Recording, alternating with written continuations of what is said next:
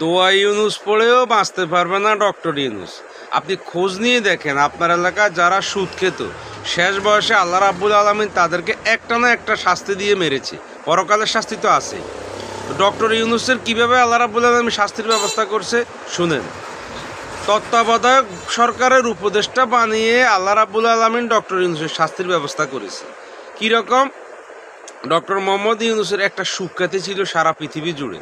তত্ত্বাবধায়ক সরকার হওয়ার পরে এই দেশে মব, সন্ত্রাস, হত্যা, বিভিন্ন রকম অপরাধ অহরহ হয়েছে, যাহা ডক্টর ইউনুস সরকার ইচ্ছাকৃতভাবে এটাকে দমন করেনি।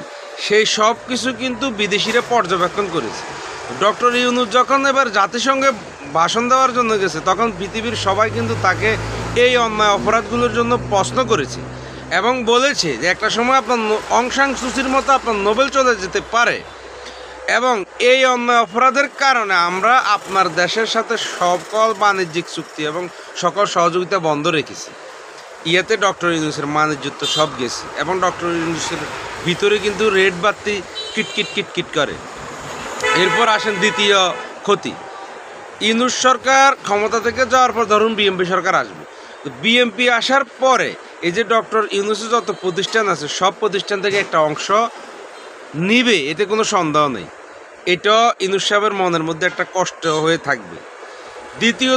তৃতীয়ত হচ্ছে যদি কখনো 10 বছর হোক 15 বছর পরে হোক আওয়ামী লীগ ফিরে আসবে, আওয়ামী লীগ ফিরে আসার পর ডক্টর মোহাম্মদ ইউনুসের এই যে সারা বাংলাদেশে হাজার হাজার কোটি টাকার সম্পদ রয়েছে, ব্যবসা প্রতিষ্ঠান রয়েছে, সব কিছু মাটির সাথে মিশিয়ে দেবে। এবং ইউনুসের কর্মচারী যারা আছে এখন হাজার হাজার, একটাও চাকরি থাকতে পারবে না। এই যে এইটা হলো ইউনুসের জন্য সবচেয়ে বড় আঘাত, সবচেয়ে বড় শাস্তি। এরপর আসেন ইউনুস সাহেব মারা গেল, তার কবরের মধ্যে আওয়ামী লীগ যতদিন থাকবে, ক্ষমতা আসলে যতদিন থাকবে ততদিন তার কবরে প্রস্রাব করাবে, শুকর কুকর এবং অন্যান্য নেশাকর টেশাকর দিয়ে প্রস্রাব করাবে, ডাস্টবিন বানাবে তার কবরকে। এই হলো আল্লাহ রাব্বুল আলামিনের শাস্তির একটা কৌশল। ইউনুসকে এভাবে আল্লাহ রাব্বুল আলামিন শাস্তি দিবে।